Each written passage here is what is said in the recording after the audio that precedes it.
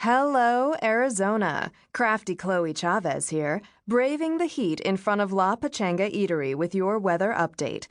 It's already 98 degrees on this otherwise lovely Phoenix August morning, and it is time to break out the ice cubes because we'll hit 110 by this afternoon. Coming up after the break, why was this beloved local business a target of vicious vandals? You can't go on live TV with blood on your arm.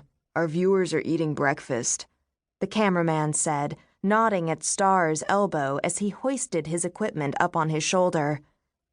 Crap, Star whispered before she licked her finger and scrubbed off the stain. I wish it was blood, she mumbled while standing in the parking lot of her parents' restaurant. Don't be so nervous. You'll do fine, he said. I'm far from fine this morning, but I'll deal. And for the record, it's not blood, just a smidge of spray paint. Spray paint? He repeated, his attention piqued.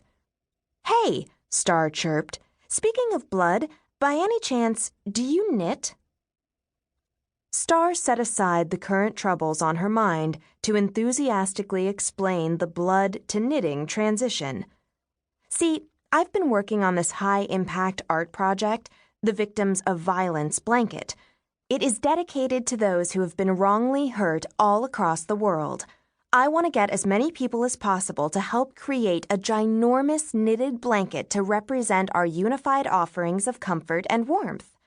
I feel that if we all just came together in the name of peace and love— I don't knit, he deadpanned, cutting off her passionate plea.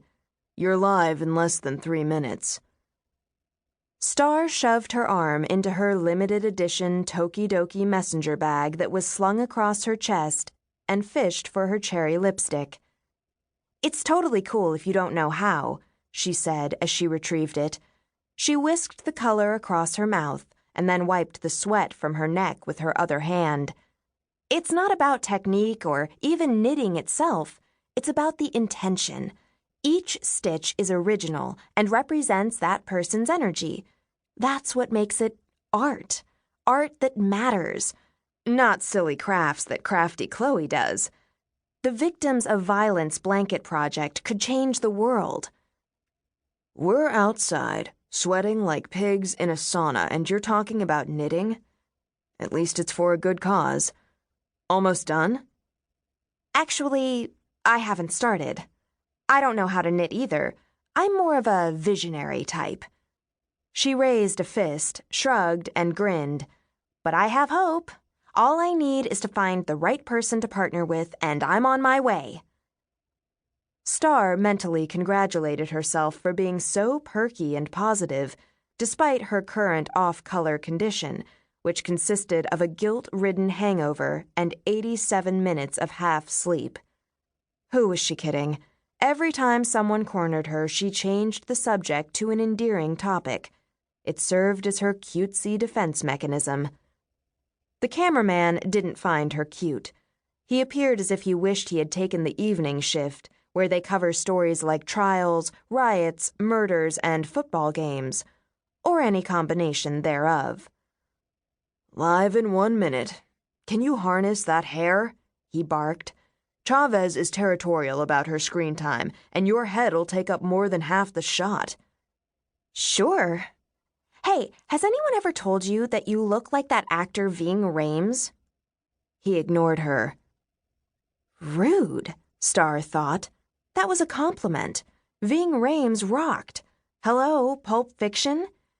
Even if this man knew how to knit, she didn't want his grumpy vibes woven into her blanket.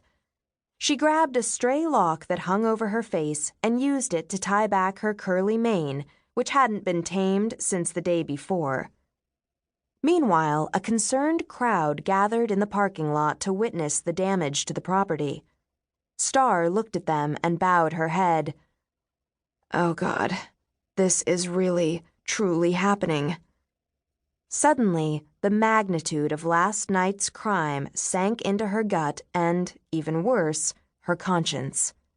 She bit her lip, looked to the sky, and chanted a power prayer seconds before she would lie, to thousands of TV viewers across Arizona. Star kept her knees in locked position as she stood in front of La Pachanga, Phoenix's most famed Mexican restaurant, adored by art enthusiasts, culture hounds, visiting celebrities, and wealthy folks in Hummers looking for a dash of instant culture. Chloe's chubby, red-haired assistant powdered the reporter's satiny cheeks. She then whipped out a toothbrush, spritzed it with hairspray, and used it to smooth the cone-shaped crown of the reporter's stick-straight, frosty blonde hair. She then gave her shoulder-length tresses a heavy coat of spray.